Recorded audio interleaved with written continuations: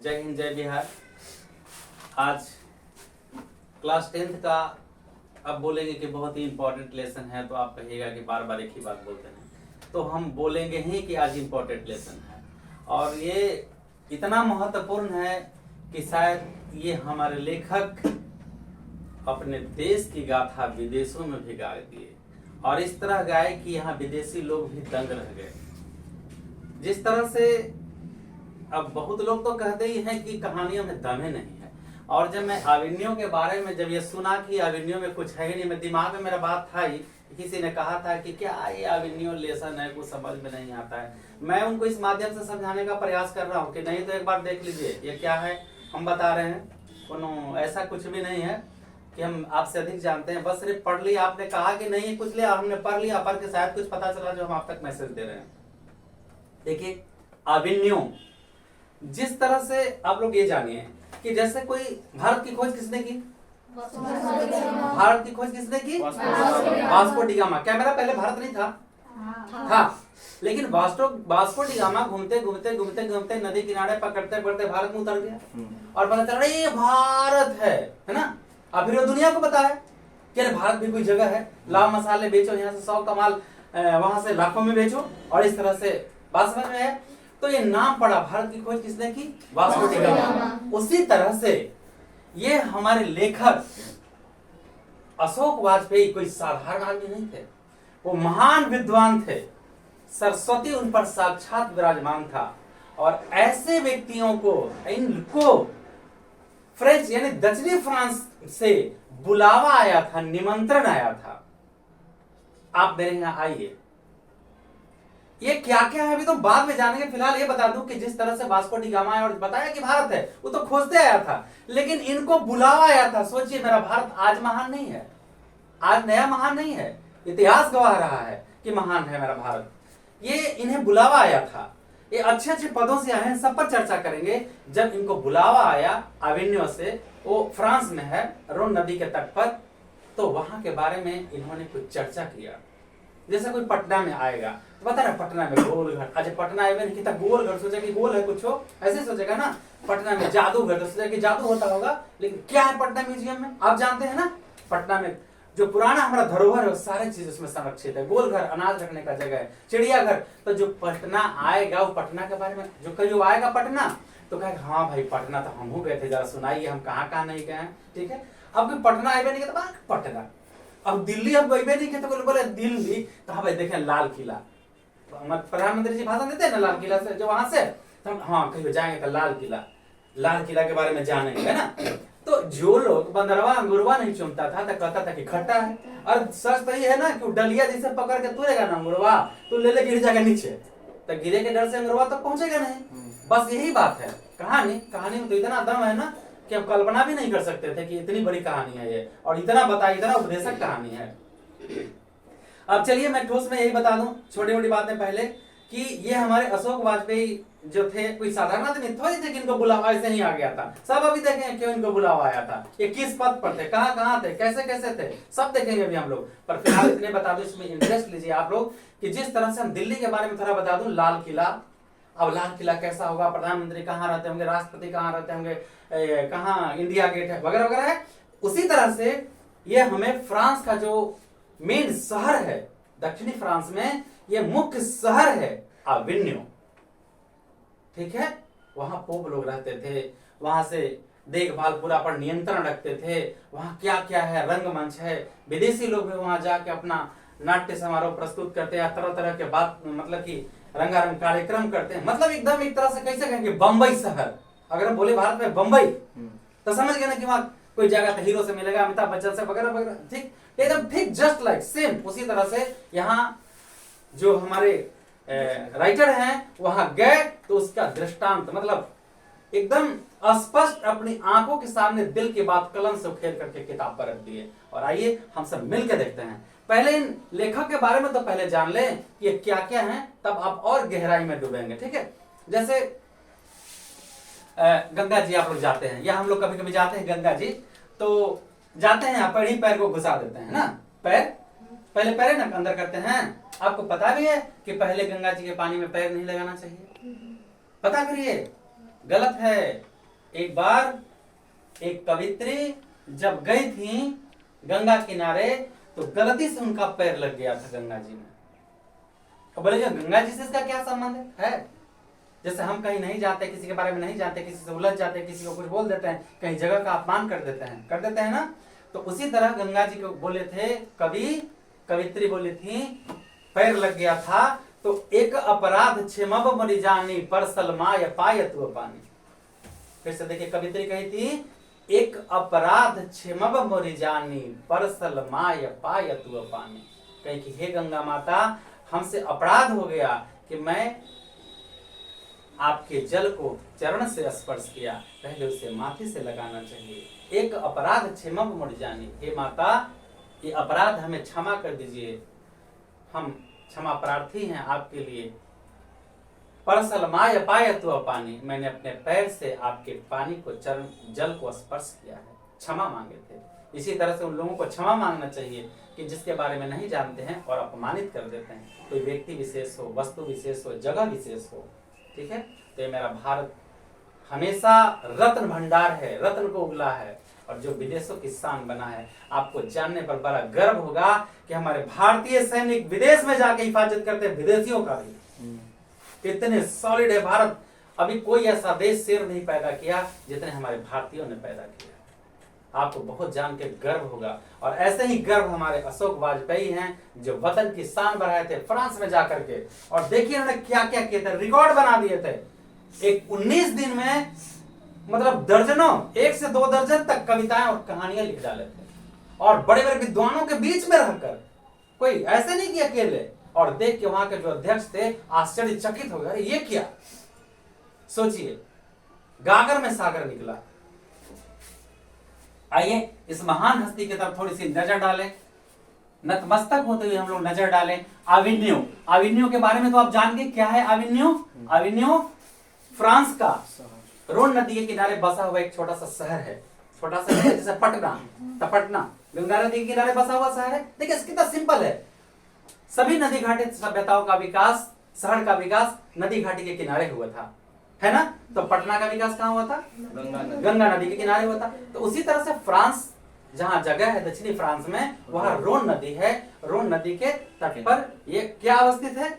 आविन्यो। जगह का नाम है आविन्यो। समझ में है? ये मध्ययुगीन ईसाई मठ है, मध्यकाल का ईसाइयों का मठ है। तो ईसाई समझते हैं ना, हिंदू मुस्लिम सिख ईसाई। तो वहां पे पॉप लोग रहते थे और उसके दूसरे तरफ में पॉप को देखभाल करने के लिए वहां का जो मेन जो था वो वहां से देखभाल करने के लिए भी एक जगह बना रखा था दूरी पर। वो सब के बारे में भी हम लोग पढ़ेंगे। आइए, वाजपेयी जी को बुलावा आया था फ्रांस से। सोचिए कोई मामूली आदमी हम जैसा झंडू बाम अगरबत्ती को बुलावा आएगा?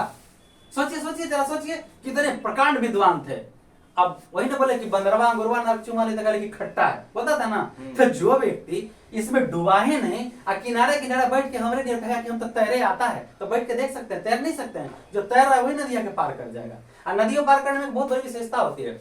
अब कोई नदी में हिल गया, जब आप कह दीजिएगा तो डूब जाएगा, तो कॉन्शियस माइंड से सब कॉन्शियस माइंड सुनेगा, अवचेतन मन सुनेगा, आहा वो डूब जाएगा। तरीके से चारों नदी अभी पार कर जाएगा। वो देखिए पार करके किनारे चल जाएगा। डूबते भी रहेगा तो कॉन्शियस सब कॉन्शियस माइंड जैसे ही सुनेगा और कॉन्शियस माइंड को ट्रांसफर करेगा तो 4 नदी पार कर सकता है, पार कर जाओगे। तो देखो इस भंडार में क्या भरा हुआ है, अभी हम दिखाते हैं आपको।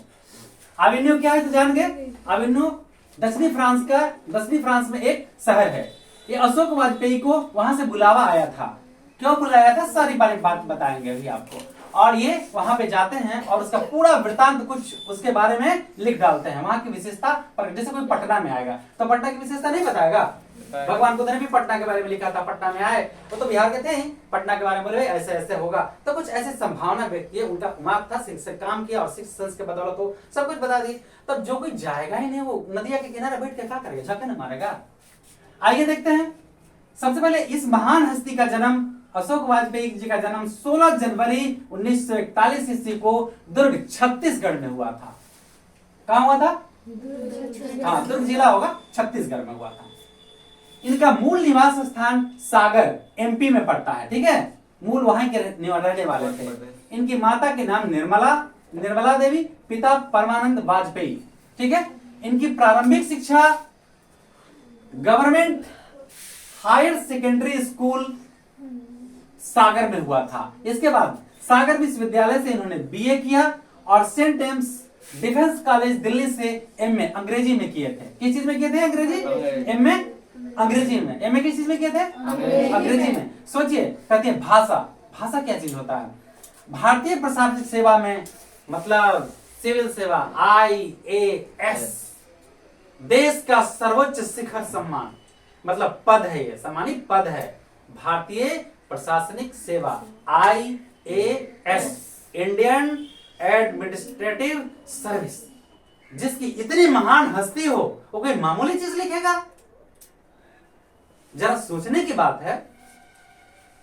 कहा भी गया है, कबीरा संगत साधु की जो गंधी की बात, जो कुछ गंधी दे नहीं तब भी बात सुबास। कबीर कहते हैं कबीरा संगत साधु की। कबीर कहते हैं कि सज्जनों अच्छे लोगों की संगति करिए। कबीरा संगत साधु की जो गंधी की बात, उसमें ना सुगंध, जो गंधी की बात, जो कुछ गंधी दे नहीं तब भी बात सुबास।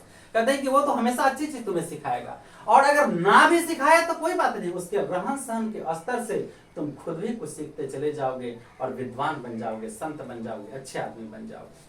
ये बताइए, इस महान हस्ती जो सिविल सेवा परीक्षा पास करके आए हैं, कोई मामूली चीज लिखेंगे? कभी सपने में भी नहीं सोचा जा सकता है इनके बारे में। आइए आगे देखते हैं। ये तो भारतीय प्रशासनिक सेवा में अपने पद पर, मतलब ये इनका व्यवसाय क्या हो गया? एक तरह से व्यवसाय बोले, वृत्ति बोले, जो बोले, मतलब काम क्या करते थे? भारतीय प्रशासनिक सेवा में ये ऑफिसर्स रैंक में थे। इसके बाद तो सेवा खत्म होने के बाद जब उन लोगों का टाइम हो जाता है तो कहीं कहीं और भी अच्छा अगर सेवा देंगे तो किसी अच्छे पद पर उनको प्रोन्नति दे दिया जाता है, ठीक है ना। जैसे IAS करेंगे तो सबसे पहले उनको क्या मिलता है? IAS सिविल सेवा में जाएंगे तो सबसे पहले आपको एगो अनुमंडल मिलेगा चलाने के लिए, जैसे ज्वाइनिंग में फर्स्ट टाइम। उसके बाद तुरंत आपको ADM बना दिया जाएगा कहीं जिला में, तो ADM एक DM के चार्ज में, एक जिलाधिकारी के चार्ज में 8 को 10 को से ज्यादा ADM रहता है, एडिशनल डिस्ट्रिक्ट मजिस्ट्रेट। समझ में आया? SDO के बाद ADM के बाद DDC के बाद DM। अब DM जिलाधिकारी बन के उसके बाद क्या होता है? कमिश्नर होता है ना, तो रैंक बढ़ते चला जाता है। तो उनका अगर अच्छा काम करेंगे तो रैंक बढ़ते चला जाएगा, आप कोई गड़बड़ करेंगे जांच में पड़ जाएंगे फिर सब। तो सोचिए कितनी महान हस्ती और कितने अच्छे थे। फिर इसके बाद भारतीय प्रशासनिक सेवा में ये सेवा दे रहे थे। इसके बाद महात्मा गांधी अंतरराष्ट्रीय हिंदी विश्वविद्यालय के प्रथम कुलपति के पद पर इन्हें कुलपति बना दिया गया। महात्मा गांधी अंतरराष्ट्रीय हिंदी विश्वविद्यालय में इन्हें कुलपति बनाया गया। मतलब कुलपति क्या होता है? चांसलर शायद उसको बोलते हैं शायद, मतलब कई वो कॉलेज का वो लीड मतलब हेड होते हैं कुलपति लोग। समझ में आया? इसके बाद दिल्ली में भारत सरकार कला अकादमी के डायरेक्टर निदेशक बन गए। कला संस्कृति का निदेशक बनाया गया इनको, ठीक है। इसके बाद आगे कई सारे इनको अवार्ड मिले, पुरस्कार, साहित्य अकादमी पुरस्कार इनको दिया गया। दयावती मोदी शेखर सम्मान इन्हें मिला है। फ्रेंच सरकार of the order of cross 2004 में इनको सम्मान मिला था। यहीं से शुरू होता है कहानी, बंदरवा जाने आदि के सवाल। फ्रेंच सरकार of the order of cross, यह सम्मान कहां से मिला था इनको? फ्रेंच सरकार से। यहीं से इनकी शुरू होता है जिंदगी, और बुलावा आता है कहां से? फ्रांस से। समझ में आया? इतने महान विद्वान हस्ती को निमंत्रण आता है, आप आइए, आपका स्वागत है फ्रांस में। और कहा? फ्रांस का मुख्य शहर, जैसे कहें भारत का मुख्य शहर दिल्ली राजधानी, उसी तरह एक बहुत अच्छा सा शहर था कहाँ? अविन्यो। अब वहीं पे चलते हैं, और कुल मिलाकर के किताब के अनुसार 19 दिन का यात्रा उनका वहां रहता है, और उस 19 दिन में बहुत बड़ी बड़ी हस्तियों से उनकी मुलाकात होती है। वहां के बारे में जब हम जाएंगे तो वहां जो आश्चर्य देखेंगे, जैसे विदेशी आता है तो कहता है नालंदा विश्वविद्यालय, कहता है यहाँ इंडिया में आके पढ़े लोग तो जानेंगे ना, चर्चा है ना इसका। उसी तरह से जब वहां गए तो उसके बारे में अपनी लेखनी से उड़ेल दिए सारी भावनाओं को, साक्षात आप दर्शन करते रहिए इस लेखनी के दम पर जो लिखे हैं राइटर। यह पाठ उनके अविन्यो नामक ग्रंथ, एक ग्रंथ लिखे थे, क्या उसका नाम था? अविन्यो नामक ग्रंथ एवं कविता के सृजनात्मक संग्रह से लिया गया है। जो अविन्यो के बारे में लिखे थे, जो अविन्यो में गए, उन्होंने देखा, उसकी जो भी विशेषता पाया, जो कुछ भी सुख अनुभूति किया, अंग तरंग देखा, उस सब के बारे में अभिनव कहानी भी लिखे और अभिनव कविता भी लिखे, जिसके एक छोटा सा भाग ये आपको दिया गया है। किनके द्वारा लिखित? अशोक वाजपेयी द्वारा लिखित अभिनव, एक छोटा सा पार्ट उसमें से उठा के आपको पढ़ने के लिए दिया गया है, ताकि आप जाते हो टूर पर, राजगीर कलम लेके जाते हो ना, एक दिन के लिए टूर जाओगे राजगीर, हाँ जी आपने क्या क्या देखा? तो झूला देखा, क्या क्या देखा? तो पहाड़ पर मंदिर देखा है, और क्या क्या देखा? सब चीज के बारे में आप लिखते हैं ना, कौन झूला, कौन जो पानी गिरता है उसको क्या बोलते हैं? नहीं, कुंड देखा, सब लिखेंगे ना। तो ये तो विद्वान थे, प्रकांड विद्वान को कहने की जरूरत, जहां ना पहुंचे रवि वहां पहुंचे कवि, पहुंच के और लिख डाले लेखनी से, और ऑन स्पॉट जस्ट जहां के तहां उन्होंने एक एक दिन में कई कई कविताएं लिखी। कितना विद्वान थे, कितना शब्द भंडार उनके पास था। उनके आगे झंडुआ अगरबत्ती की क्या हस्ती है जो कहते हैं कि कुछ लिखा ही नहीं है। अभिनव दक्षिणी फ्रांस का एक मध्ययुगीन ईसाई मठ है। अभिनव क्या है? दक्षिणी फ्रांस का एक मध्ययुगीन मध्यकाल का एक ईसाई मठ है। मतलब हम सीधे कह सकते हैं कि फ्रांस में ज्यादातर ईसाइयों का बोलबाला है ना।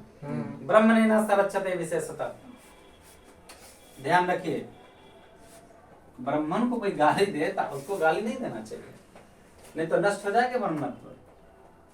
खैर ये हम अलग से बोले भैया, कुछ ऐसा हो गया था कंडीशन 7, तो हाँ, तो चलिए मध्ययुगीन क्या है? ईसाई मठ है। लेखक को 21 दिनों तक, देखिए ये सस्पेंस है, एक किताब 21 दिन लिखे हुए है, 21 देखिए भैया 21 इसका मतलब 19 होता है मेरे समझ से, और मैंने किताब में भी पढ़ा है तो उसमें लिखा है कि लेखक को 19 दिन तक वहां रहने का अवसर प्रदान हुआ था। समय तो ज्यादा मिला था लेकिन वो ज्यादा समय नहीं लिए थे, 19 दिन ही रहे थे। 24 अच्छा डेट हम देख के बताएंगे, अभी पढ़ के तो हम बता देंगे, क्लियर करेंगे। 24 से 10 नवंबर या ऐसा कुछ ध्यान में नहीं है, देख के बता देंगे, ठीक है। लेखक को 21 मतलब 19 दिनों तक एकांत रचनात्मक प्रवास का अवसर मिला था कि वो अकेले में कुछ रचना कर सके, अपनी लेखनी से आग प्यार जो भी हो उगल सके या अमृत उगल सके। इस तरह से हिंदी ही नहीं, भारत के भिन्न भिन्न स्थान और परिवेश का एकांत प्रवास में एक निश्चित स्थान और उनके अनुबद्ध मानस के सृजनात्मक अनुष्ठान का साक्षी। ये कह रहे हैं कि केवल हिंदी नहीं, भारत के और भी स्थान और भी परिवेश और अन्य भी भाषा का उस प्रवास में, एकांतवास में उन्होंने उसकी अपनी लेखनी से दम भर के लिख डाली, अपना प्रमाण साक्ष्य दे दिया है।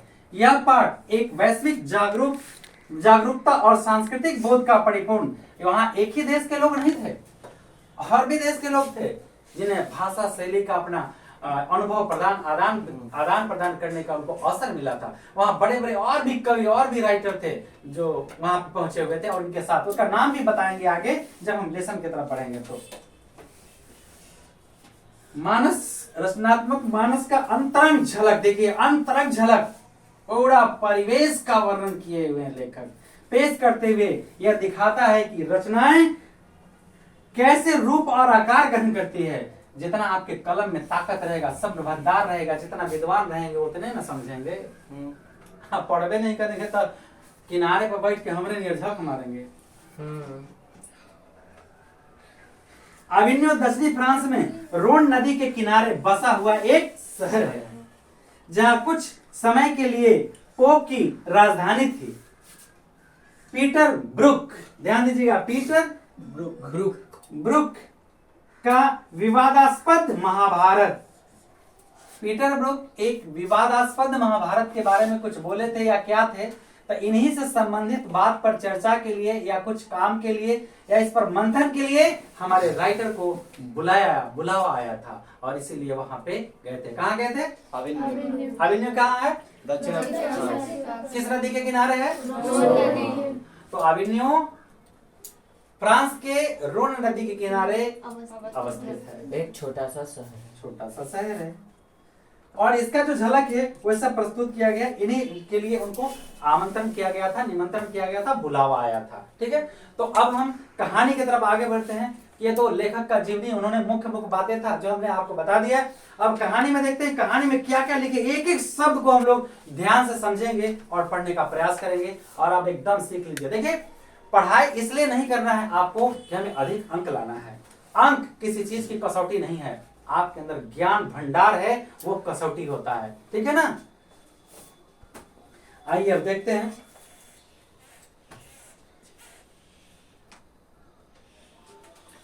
जरा मैं आपको दिखा दूं कि इस एकांतवास में जहां उनको रहने के लिए जगह मिला था, ये जरा ठीक से देखिए। ये बैठ के रचना कर रहे हैं हमारे राइटर, ये देखिए बैठ के रचना कर उसका एक दृश्य दिखाए हैं, किस तरह वो गंभीर हैं। और देखिए वहां का कुछ दृश्य है, मध्ययुगीन मठ फ्रांस का जो है, रोन नदी के किनारे अवस्थित आविन्यो। और यहाँ कुछ चित्र है। इस घर के बारे में चर्चा किया गया है कि चारों तरफ से कब्र की ओर खुलता है और एक इसमें आंगन भी है, पीछे से देखेंगे आंगन है। और यहाँ के कुछ दृश्य हमारे राइटर जो खींच करके लाए थे उस किताब में थोड़ा अंकित किए हैं। है तो बहुत सारा चीज मगर उनके ग्रंथ में है, यहाँ जो अवशेष मिला है वो हमने दिखा दिया आपको। अब आइए हम इस पर विशेष चर्चा के लिए अब प्रस्तुत होते हैं। आविन्यो, लगभग 10 वर्ष पहले पहली बार आविन्यो गया था।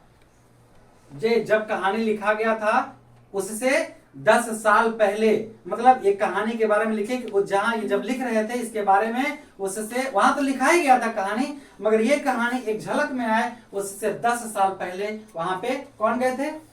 वाजपेयी जी गए थे। अशोक वाजपेयी जी। अशोक वाजपेयी जी कहाँ गए थे? दक्षिणी फ्रांस में रोन नदी के किनारे बसा एक पुराना शहर है। आविन्यो कहाँ है? रोन नदी के किनारे फ्रांस में। हाँ, दक्षिणी फ्रांस में रोन नदी के किनारे बसा हुआ एक पुराना शहर है, वहीं गए थे। कहाँ गए थे? रोन नदी के किनारे। रोन नदी के किनारे नहीं गए थे, आविन्यो गए थे, जो दक्षिणी फ्रांस में रोन नदी के किनारे अवस्थित है, एक छोटा सा शहर, जहां कभी कुछ समय के लिए पोप की राजधानी थी। पोप, ईसाई धर्म में पोप होता है, तो वहां पोप की राजधानी थी। जैसे कैसे हमारे प्रधानमंत्री कहाँ रहते हैं? दिल्ली में। हाँ, तो वहां पोप रहता था, पोप की राजधानी थी। और अब गर्मियों में फ्रांस और यूरोप का एक अत्यंत प्रसिद्ध और लोकप्रिय रंग समारोह हर बरस होता है। पहले राजधानी थी, लेकिन अब क्या होता है? अब कहता है कि गर्मी में फ्रांस और यूरोप का एक अत्यंत प्रसिद्ध और लोकप्रिय रंग समारोह वहां पे हर बरस होता है। कहाँ होता है? फ्रांस के आविन्यो में। उस बरस वहां भारत का केंद्र था, मतलब भारतीय भी वहां पे गए हुए थे। पीटर ब्रुक का विवादास्पद महाभारत पहले पहल प्रस्तुत किया जाने वाला था। उस रंग मंच पर, वहां के रंग मंच पर, आविन्यो के रंग मंच पर एक भारत, यह तो महाभारत तो हमारे भारत का ही है, ग्रंथ है, महाभारत का ग्रंथ है ना। हो सकता है उसके बारे में कुछ बोले होंगे या कोई ऐसा बात हो गया होगा, इसलिए इनको बुलावा आया था, क्योंकि एक विद्वान कवि थे ये सब कुछ जानते होंगे। जानते होंगे नहीं है या थे? पीटर ब्रुक का विवादास्पद महाभारत पहले पहल प्रस्तुत किया जाने वाला था वहां पे, ठीक है, क्योंकि वहां रंगमंच था, वहां पे कार्यक्रम होते थे, और उन्होंने मुझे निमंत्रण भेजा था। अब वहां के बारे में निमंत्रण आया और वहां समझ गया, वो पहुंच गए। अब इसके बाद वहां के कुछ दृष्टांत के बारे में वो बता रहे हैं कि पत्थरों भी बेजुबान कभी बोलता है, जैसे आज हिरोशिमा का पत्थर बोलता है, अमेरिका के क्रूरता की निशानी, उसी तरह से वहां के भी पत्थर कुछ बोलते हैं। एक कवि राइटर से लिखे हुए हैं कि वहां पत्थरों पर मौन की भाषा है। तो मौन तो अनंत की भाषा है, मौन तो अनंत भाषाएं बोलती हैं। पत्थरों की एक खदान में आविन्यो से कुछ किलोमीटर दूर एक भव्य प्रस्तुति थी। कहां प्रस्तुति होने वाली थी? पत्थरों का एक खदान में आविन्यो से कुछ किलोमीटर दूर एक भव्य प्रस्तुति होने वाली थी, कोई कार्यक्रम होने वाला था। कुछ दिनों तक ठहरा था। कुमार गंधर्व आए थे और उन्होंने एक आर्क बिशप के पुराने आवास के बड़े से आंगन में गाया था। देखिए जगह है, उन्होंने एक आर्क बिशप के पुराने आवास के एक बड़े से आंगन में कार्यक्रम किया था। कौन कार्यक्रम किया था? कुमार गंधर्व। कौन गए थे आविन्यो? फेमस कलाकार होंगे उस समय का। एक बंदिश भी याद है, मतलब उसमें का कुछ वर्ड उनको याद है।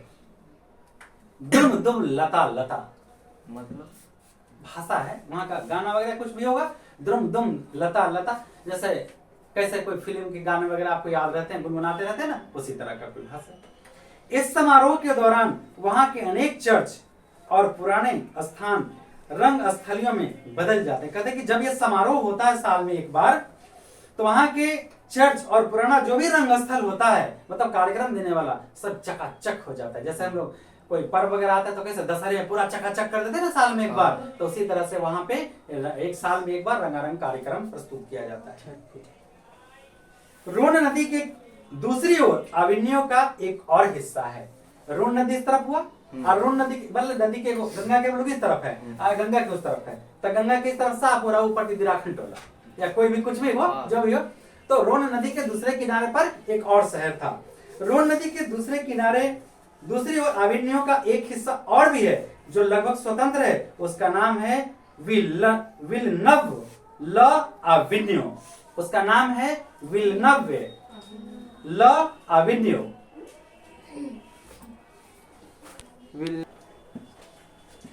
चलिए आगे आप देखते हैं। इसके बाद कुछ पॉइंट था उसे हम एक बार फिर से देखते हैं। रोन नदी के दूसरे हिस्से पर एक और भी शहर था, उसका नाम था विलनव ल अविन्यो। विलनव, रोन नदी के दूसरी ओर विलनव ल अविन्यो, ये भी एक शहर था, ठीक है। अर्थात अविन्यो का नया गांव, इसे कहेंगे अविन्यो का दूसरे तट पर था वो नया गांव था। वहीं पे फ्रेंच शासकों ने पोप की गतिविधियों पर नजर रखते थे।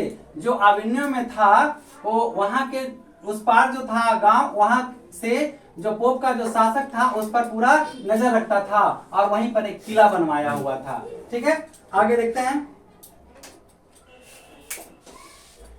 अविन्यो का नया गांव या शायद कहना चाहिए नई बस्ती, वहां दरअसल फ्रेंच शासकों ने पोप की गतिविधियों पर नजर रखने के लिए किला बनवाया था, जो भी हमने बताया।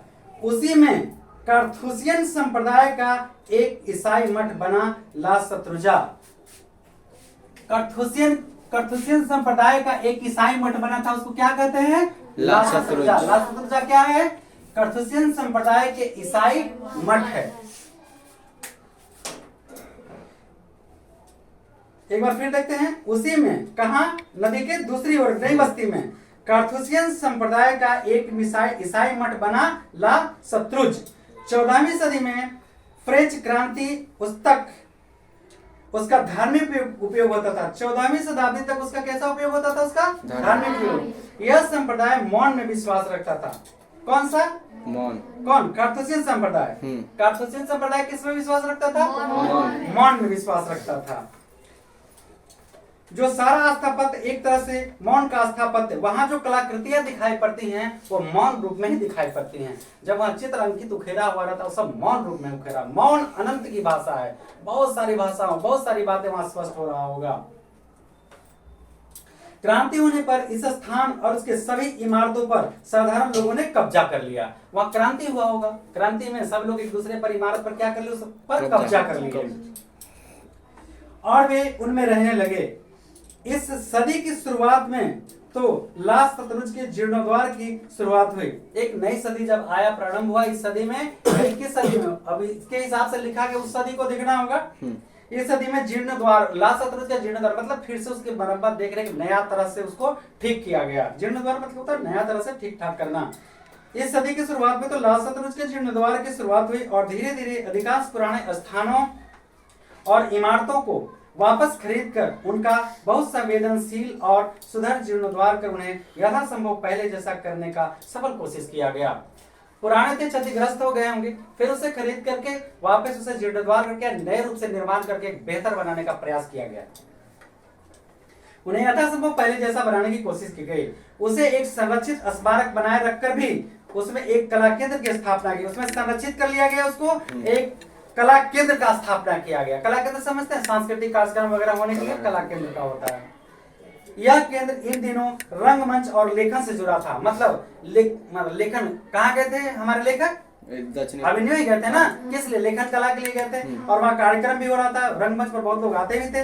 रंगकर्मी, रंग संगीतकार, अभिनेता, नाटककार आदि वहाँ आते हैं और पुराने ईसाई संतों के चैम्बर्स में कुछ अवधि के लिए रहकर सारा समय अपना रचनात्मक कार्य में बिताते हैं। यानी रहने का वहाँ पूरा व्यवस्था कर दिया गया है कि बाहरी लोग भी आकर के जो कलाकार हैं अपना कला का प्रदर्शन करेंगे और कुछ भी करना तो उसे कर पाएंगे। ठीक है, आगे सारा समय बिताते हैं।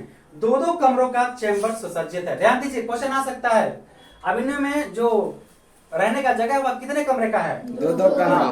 2-2 कमरे का चैम्बर कमरा 2-2 कमरा बना हुआ है सब पूरे व्यवस्था के साथ। आजकल होटल वगैरह भी 2-2 कमरे का होता है ना। डबल।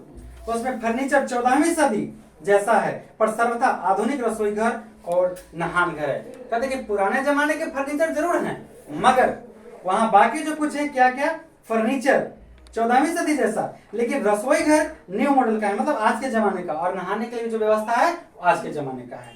ठीक है, एक अत्याधुनिक संगीत व्यवस्था भी है वहां। मॉडर्न मतलब आधुनिक तरीका से, अत्याधुनिक तरीका से संगीत वगैरह का भी व्यवस्था किया गया। मतलब स्टेज वगैरह जो भी हुआ न्यू मॉडल से जो भी कार्यक्रम करवाए जाते हैं नया व्यवस्था के साथ या म्यूजिक वगैरह के साथ सारे चीज का व्यवस्था ऐसा कह रहे हैं राइटर की किया गया है। चैम्बरों के मुख्य द्वार कब्रगाह के चारों ओर बने गलियारों में खुलते थे। कब्रगाह चारों तरफ से बना हुआ था उसका। ठीक है, और कब्रगाह क्या होता है? जहां शरीर को दफन किया जाता है उसे कब्रगाह कहते हैं। तो गलियारे में ये जो कह रहे हैं कि मेन चीज नहीं, गलियारे में खुलता था उसका चैम्बर, गली बना होगा उससे हो सके ऐसे जाता होगा तब डरे लगता।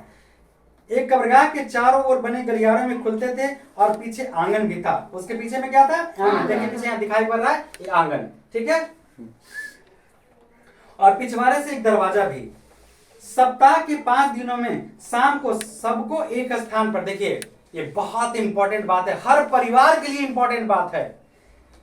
5 दिनों में शाम को सबको एक स्थान पर रात को भोजन करने की सुविधा थी। सभी लोगों को 5 दिनों में शाम को सबको एक स्थान पर भोजन करने की व्यवस्था थी। सभी लोग शाम में एक ही स्थान पर भोजन करेंगे जितने लोग भी रहेंगे। बाकी हर दिन का नाश्ता और दोपहर का भोजन अपनी सुविधा से जहां चाहे वहां करे। वहां ही चैम्बर में खुद बनाकर भी आप खा सकते हैं। दिन में औसतन 50 से 1 सैलानी यह जगह देखने आते थे। मतलब वहां पर्यटन स्थल भी था, अन्यथा बेहद शांत और नीरव, यानी बहुत अच्छा रमणीक स्थल था। जैसे कहा भी जाता है, हमारे पूछा गया था, युधिष्ठिर ने पूछा, महाभारत की बात तो मैं थोड़ा बता दूं, युधिष्ठिर से पूछा गया था कि सबसे सुखी इंसान कौन है। तो उन्होंने कहा था कि जो व्यक्ति अपने घर में 5वें या 6ठे पहर भी कम से कम 7 पात बना के खा लेता वो सबसे सुखी इंसान है। अपने परिवार के साथ अपने रहता हो, घर में कम से कम रात्रि अंत समय तक कुछ नहीं तो 7 पात ही बना के खा लेता हो, वो सबसे सुखी इंसान है। ऐसे तो सोचिए कि 5 दिन का भोजन सभी लोग एक साथ करते थे सामने, बाकी 2 दिन इधर भी कर ले। आप लोग भी ऐसा सीखोगे ना, इससे क्या सीखें? घर में हम लोग एक साथ खाना खाएंगे पूरे परिवार के साथ, तो सब एक दूसरे से बात करेंगे, सबको प्यार आएगा। हाँ भाई जो हम खा रहे, पापा खा रहे, भैया खा रहे, सब कोई पूरे परिवार के लोग एक तरह का खाना खाएंगे। किसी में मन में भेद न मत में भेद होगा। विलनब एक छोटा सा गांव है। विलनब के बारे में भी पढ़े ना, नदी के दूसरे किनारे पर था। विलनब एक छोटा सा गांव है जहां एक पुस्तक और पत्रिकाओं की दुकान एवं डिपार्टमेंटल स्टोर, पुस्तक है, पत्रिका है, कोई सरकारी दफ्तर का सामान चाहिए वो भी मिलेगा। एक कब्रगाह भी है, एक रेस्तरा और बार भी है। अविनियो और आसपास के अन्य शहरों कस्बों से बस व्यवस्था, जो उस तरफ में जो गांव था विलनब, वहां सारे सुविधा उपलब्ध थे, कहीं जाने की जरूरत नहीं। और जगह की अपेक्षा वहां पे विलनब में सारे सुविधा उपलब्ध थे। फ्रेंच सरकार के सौजन्य से ला सतलुज में रहकर कैसे रहते हैं हमारे राइटर, मतलब हमारे लेखक कैसे रहते हैं, कैसे कहते हैं? अपने खर्च से नहीं। फ्रेंच सरकार के सौजन्य से ला सतलुज में रहकर अपना कुछ काम करने का न्योता मुझे पिछले गर्मियों में मिला था। पहले भी कहते एक बार फिर लगता था कि गए होंगे, जो भी हो, तब नहीं जा पाया था। यूं अवधि तो 1 महीने की थी पर इतना समय निकालना कठिन था। अब देखिए मेन पार्ट। कुछ 19 दिन वहां रहा। 24 मैंने डेट बताया था कि बताएंगे, देखिए ये डेट है 24 अक्टूबर से 10 नवंबर 1994 की दोपहर तक वहां रुके थे। हमारे लेखक महोदय कब तक रुके थे? हाँ, कहाँ रुके थे? अविनियो में 24 अक्टूबर से 10 नवंबर तक 10 नवंबर 1994 की दोपहर तक वहां रुके थे। अब यहाँ पे क्या क्या साथ ले गए थे और क्या क्या काम किए सब देखिए। अपने साथ हिंदी का टाइपराइटर मशीन समझते हैं, टाइप करने वाला टाइपराइटर, 3-4 पुस्तकें और कुछ संगीत के टेप्स भर ले गया था। सिर्फ अपने में रहने और लिखने के अलावा प्रायः कुछ और करने की कोई व्यवस्था न होने का जीवन में यह पहला ही अवसर मिला था। वो अपने लिए कुछ चाहे तो करते थे, मजे में गए थे। इतने निफ्ट एकांत में रहने का भी कोई अनुभव नहीं था। कभी वो एकांत में रहे नहीं थे अकेले। कुल 19 दिनों में 35 कविताएं और 27 गद्य रचनाएं लिखी गई। कितने लिखे थे आप? 19 दिन में 35 कविता आएगा ऑब्जेक्टिव में। 19 दिन में कितनी कविता? 35 कविता और 27 कहानियां लिख डाले। लेखनी बाप कितनी तेज चलती होगी उनकी। 35 कविता और 27 कहानी। कविता गद माने अपद माने कविता, गद माने हाँ, अब समझ में आया? तो 35 कविता और 27 लिख डाली। अवेन्यू फ्रांस का एक प्रमुख कला केंद्र है। अवेन्यू फ्रांस का कला केंद्र है, कला संस्कृति कार्यक्रम का केंद्र है। पिकासो की व्याख्यात कृति, देखिए नाम है, पिकासो की व्याख्यात कृति का शीर्षक है ल मादामोजेल द अवेन्यू। पिकासो की विख्यात कृति का शीर्षक है ल मादामोजेल द अवेन्यू। कवि अति यथार्थवादी कवित्री आंद्रे ब्रेता, देखिए ये कविता लिखी है आंद्रे ब्रेता, दूसरा नाम है रेने शाह और तीसरा नाम है पाल एलुआर ने मिलकर लगभग 30 संयुक्त कविताएं अवेन्यू में साथ रहकर लिखी थी। कौन कौन विद्वानों से पाला पड़ा था इनका? देखिए तीनों का नाम दिया है। अब पूछे जाएगा ऑब्जेक्टिव में कि कौन कौन कवित्रियों से इनका पाला, विद्वानों से इनका पाला पड़ा था। जो साथ पाला मतलब ये कहने का पता कि मिलजुल के वो काम किए थे। तो एक का नाम है आंद्रे ब्रेंता, दूसरा रेने शाह और पाल एलुआर। तो मिल करके कितने लिखे थे? 30 संयुक्त कविताएं लिखे थे। मिलजुल करके 30 कविताएं लिखे थे। जरा सोचिए, ला शत्रुजा के निदेशक ने, वहां के जो डायरेक्टर था ला शत्रुजा का, ला शत्रुजा के निदेशक ने जब इस पुस्तक की सामग्री देखी, यानी उसकी खूबियां देखी, उसकी मतलब उसमें जो दम देखा, कलाकृतियां देखी, क्या चीज कैसे चर्चा किया गया उसके बारे में देखी, तो उन्हें इतनी अल्पावधि में इतने काम पर बहुत आश्चर्य हुआ।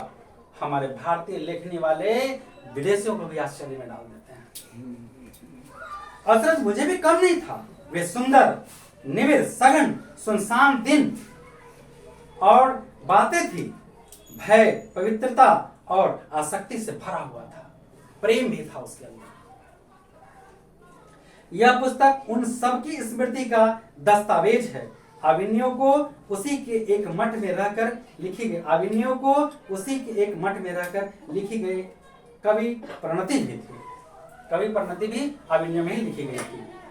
हर जगह हम कुछ पाते, कुछ गंवाते भी। सिर्फ पाइएगा, कुछ गंवाइएगा भी। ला शत्रुजा में जो पाया उसके लिए गहरी कृतज्ञता, आभार प्रकट कर रहे हैं, और जो गंवाया उसकी गहरी पीड़ा। अब जो कुछ है यहाँ, अब कुछ एक कविता लिखी है जिसका अंश यहाँ पे दिया हुआ है, प्रतीक्षा करते पत्थर। अब वहां तो जितने भी स्थापत्य कला थे, कलाकृतियां थी, वो सब मौन की तरफ इंडिकेट कर रहा था, मतलब दिखावा कर रहा था। तो इसमें कुछ पत्थर, प्रतीक्षा करते पत्थर, वहां के जो कुछ देखे हैं, वो कविता जो लिखे थे उसका एक अंश यहाँ पे दिया गया है, जिसे हम पढ़ के सुनाते हैं और कुछ अर्थ भी दिखाते हैं। किसी देवता या काल की नहीं, पता नहीं किसकी प्रतीक्षा करते ये पत्थर धीरज से। पत्थर मौन की तरफ, कलाकृतियां उस पर मौन का था, जिसे कभी समझ नहीं पाते थे कि किसकी प्रतीक्षा करे। ये तस्वीर क्या बता रहे हैं, ये पत्थर पर उड़े गए अंक वहां क्या दिखा रहे हैं, क्या बता रहे हैं, क्या कहना चाहते हैं। रेसे रेसे झिरते हुए, सिरा सिरा छिलते हुए प्रतीक्षा करते रहते पत्थर में गिरता सूखी पत्तियां। मतलब वहां जो हरे भरे वन थे, उससे पत्ते झड़ते थे, कुछ गिरते थे, कुछ उगते थे, उस सब के बारे में गिरती आवाजें, भाई भाई करता रात का बियाबान और अंधेरा। जब अंधेरा होता था तब लगता था कुछ भी नहीं है वहां, एकदम घनाघोर हो जाता था। ऐसे अंधेरा अपने अभेद हृदय में कोई प्राचीन धुंधुराते हुए, अभेद हृदय में मतलब न भेदे जाने वाले हृदय में लगता है कोई चीज दोहरा रहा हो, वहां की कृतियां, कलाकृतियां, कोई प्राचीन धुन सुनाते प्रतीक्षा में बैठे रहते पत्थर, हरे सपने में अपनी पहेलियों पीला पड़ता समय, छींचती भाषा आदि अंधेरा सब घेरता है पत्थरों को, पर अपलक बाट अगोरते।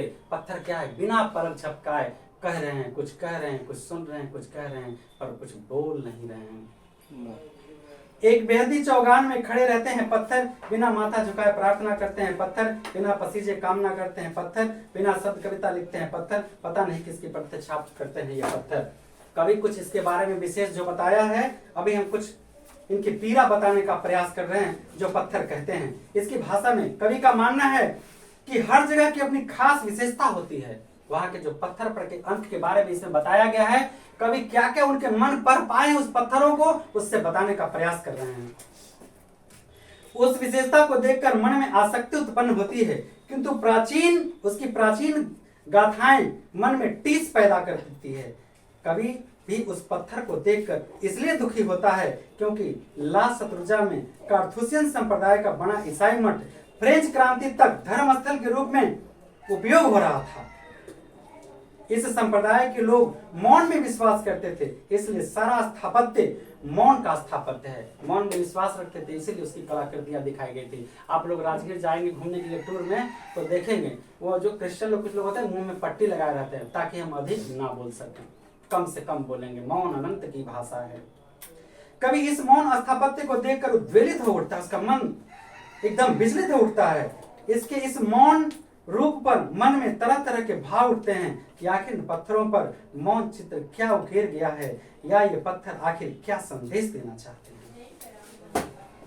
आगे कुछ और है, नदी के किनारे भी नदी है, नदी के किनारे भी नदी है। फिर मैं दोहरा दूं, जहां न पहुंचे रवि वहां पहुंचे कवि। कवि अपने आप को नदी और नदी का पानी और नदी का तट की तरफ विशेषता, कवि के जो भाव आता है वो लेखनी से, कलमों से वो लिख डालते हैं कागज पर। वो अपने लिए कुछ इकट्ठा नहीं करते हैं, उनको इकट्ठा करने की जरूरत नहीं होती, सब भंडार भरा रहता है। ठीक उसी तरह से जिस तरह नदियां की पातली कल कल करती बहते रहती है, बहते रहती है, बहते रहती है, उसके लिए पानी इकट्ठा करने की कभी जरूरत नहीं होती है।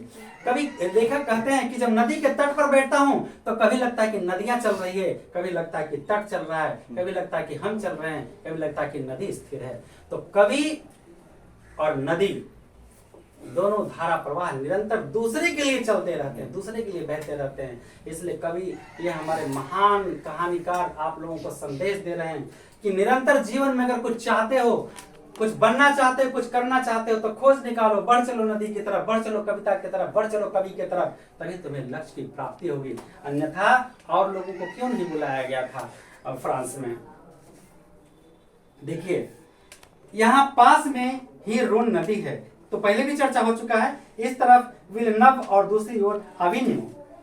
अभी नहीं, पर पिछले वर्ष हम बहुत देर तक उसके तट पर बैठे थे। अभी गए थे तो नहीं, लेकिन पिछला बार शुरू में गए थे ना, तो चर्चा 2 बार गए, तो उसकी विशेषता जान गए। मैंने पहले भी कहा कि पहले गए थे, अभी बाद में 19 दिन के लिए गए थे, ठीक है। तब उसकी चर्चा, दूसरे बार जब बैठते हैं तो उसकी चर्चा करते हैं। अगर प्रवाह को मैं एक टक देखता रहूं, तट पर बैठे, तो कोई बार बार लगता है कि जल स्थिर है, मैं चल रहा हूँ और तट ही बह रहा है। यानी कवि कह रहे हैं कि जब लिखने के लिए बैठते हैं तो शब्द भंडार नहीं होता है, स्थिर हो जाते हैं। लेकिन जब लिखने का प्रयास करते हैं, खोजने का प्रयास करते हैं, शब्द भंडार अपने आप चलता है। लिखते हुए बहती हुई नदियों की तरफ हम चल बहते हैं, चल बहते हैं, चल बहते हैं और लिख डालते हैं, रचनाएं कर डालते हैं। इसलिए आप भी आगे बढ़ो, चलो और लिख डालो दुनिया का इतिहास। मेहनत करो, लक्ष्य को हासिल करो।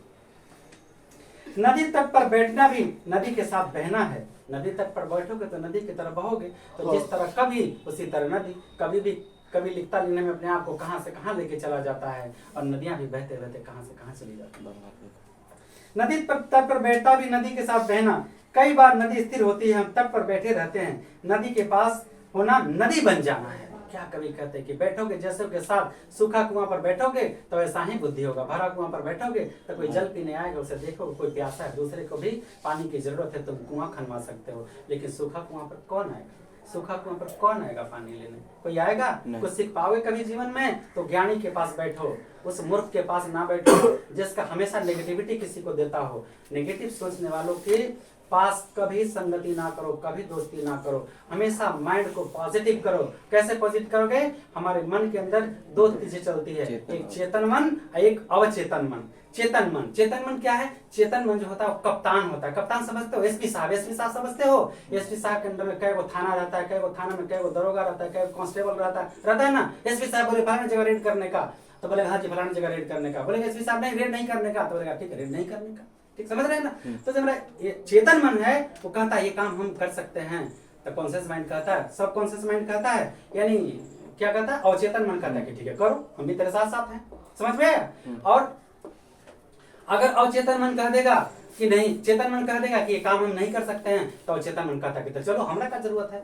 अब जैसे बॉर्डर पर ऑफिसर कमांड करेगा अभी फायरिंग करने का, तो जवान फायरिंग कर देगा, दुश्मन मारा जाएगा। अब ऑफिसर कहा कि फायरिंग नहीं करने का, तो जवान कैसे करेगा? नहीं करेगा। तो चेतन मन जो मेरा हुआ वो कमांडर हुआ, और अवचेतन मन क्या हुआ? सैनिक हुआ। बात समझ में आया? तो कमांडर अगर तैयार है तो चेतन मन तैयार हो जाएगा, मेरा सैनिक तैयार हो जाएगा लड़ने के लिए। तो आप हमेशा पॉजिटिव सोचिए, पॉजिटिव रहिए। हम ये काम कर सकते हैं, क्यों नहीं कर सकते हैं? अच्छा काम क्यों नहीं कर सकते हैं? क्यों नहीं कर सकते हैं? तो पीछे वाला जो अवचेतन मन क्या कहता, करो भाई हम तेरे साथ हैं। आप पीछे से गाड़ी को ठेलना शुरू कर देगा। बात समझ में आया? हाँ, तो हमेशा कैसा रहना है? पॉजिटिव। कभी भी नेगेटिविटी वालों के साथ नहीं रहना है, एकदम नहीं। तुम हर काम कर सकते हो। कभी फ्रांस जाके इतनी कविताएं रचना कर सकता है, कभी को बुलावा आ सकता है, तुम्हें क्यों नहीं आ सकता है? कल कभी के राह पथ पर चल पड़ो, कभी से आगे बढ़ोगे जीवन में।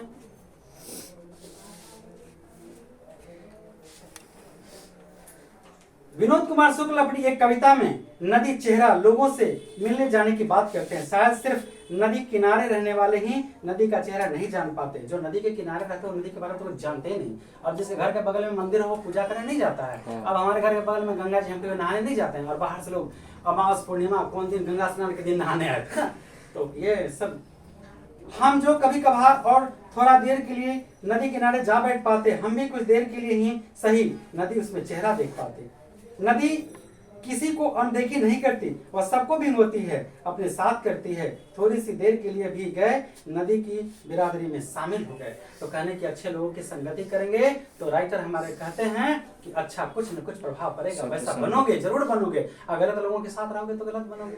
अब कभी कैसे अपने आप को नदी से तुलना कर दिया, सोचिए जरा। कहां से कहां बिन रास्ते के गुजर जाते हैं, तो कभी भी बिना रास्ते के गुजर जाता है कहां से कहां तक। नदी के समान ही कविताएं। कवि और नदी में क्या समानता है? दोनों धारा प्रवाह निरंतर बहते रहते हैं, दूसरों के लिए, जन कल्याण के लिए, अपने लिए नहीं। वृक्ष कबहू नहीं फल भके, नदी न संचय नीर, परमारथ के कारण साधु धरा शरीर। समझ में आया? वृक्ष कबहू नहीं फल भके, वृक्ष कभी फल नहीं खाता लेकिन फल का उत्पादन करता है ना। नदी न संचय नीर, नदियां कभी अपने लिए जल इकट्ठा करती है, क्या उसमें कभी खत्म होता है?